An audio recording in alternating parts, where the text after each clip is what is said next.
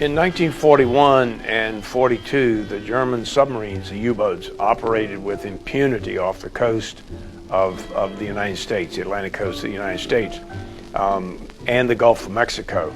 And that included off the coast of North Carolina. When World War II started, our beaches, the ones that were not occupied, had no protection or no people living on them.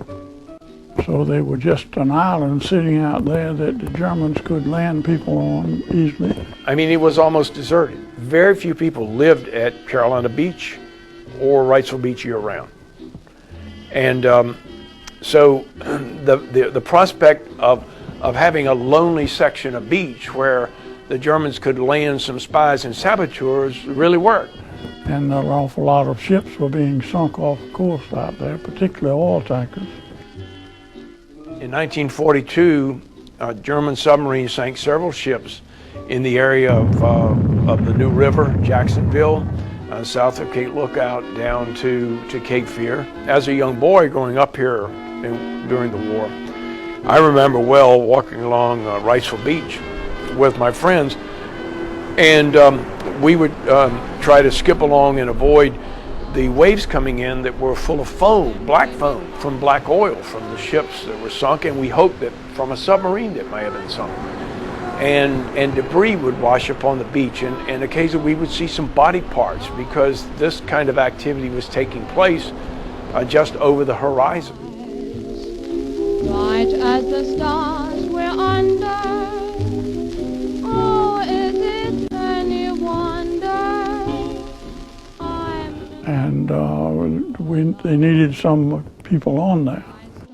The Coast Guard was chosen to do that. You should know that the Coast Guard during wartime becomes a part of the Navy. So my discharge says Navy, but I was there as Coast Guard.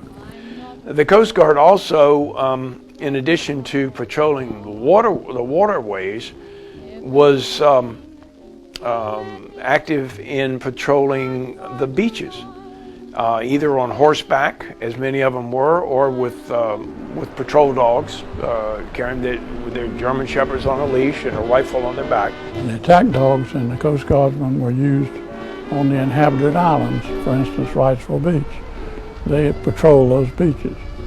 On the islands that were not inhabited, we had horse patrol people, and we rode horses at night, all night.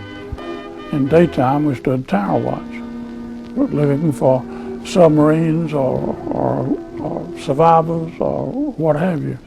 And that was our service. My original duty was on an island that is now called Ocean Isle. We called it Gulf's Landing because that was the name of the little community right near that. They wanted people that knew the community to be on those islands, and that's the reason I was lucky enough to stay close to home. Because if we had to go chasing after somebody that came ashore and went off into mainland, we could follow them and trace them down. We had about 8 horses on that particular island and about 18 men. Today our government is much more transparent in the release of information than it was during World War II for all kinds of secrecy and military reasons. And we were not told what sort of submarine activity was taking place off the coast. And it wasn't until really after the war that we learned of the most spectacular event of all. The Wilmington port had an awful lot of targets that were very valuable for the military.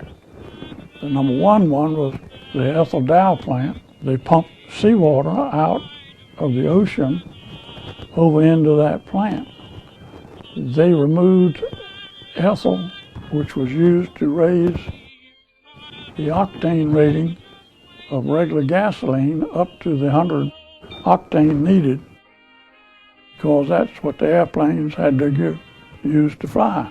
A submarine at one time fired from the ocean on the Ethel Dow Plant. On the night of July 23rd, 24th of 1943, a German U-boat surfaced off of Curie Beach and fired 3 shells from its deck gun at the Ethel Dow chemical plant. They overshot the target and missed. It went over in the area of the inland waterway. They missed the plant and landed on the western bank of the Cape Fear River. The next day, the head of that plant called a meeting of all the employees and said, if you tell people how they missed the target, they'll know how to reset their target, and we don't want them to know how to do that. So there was nothing in the press or anything, but it was a very important part of the war effort.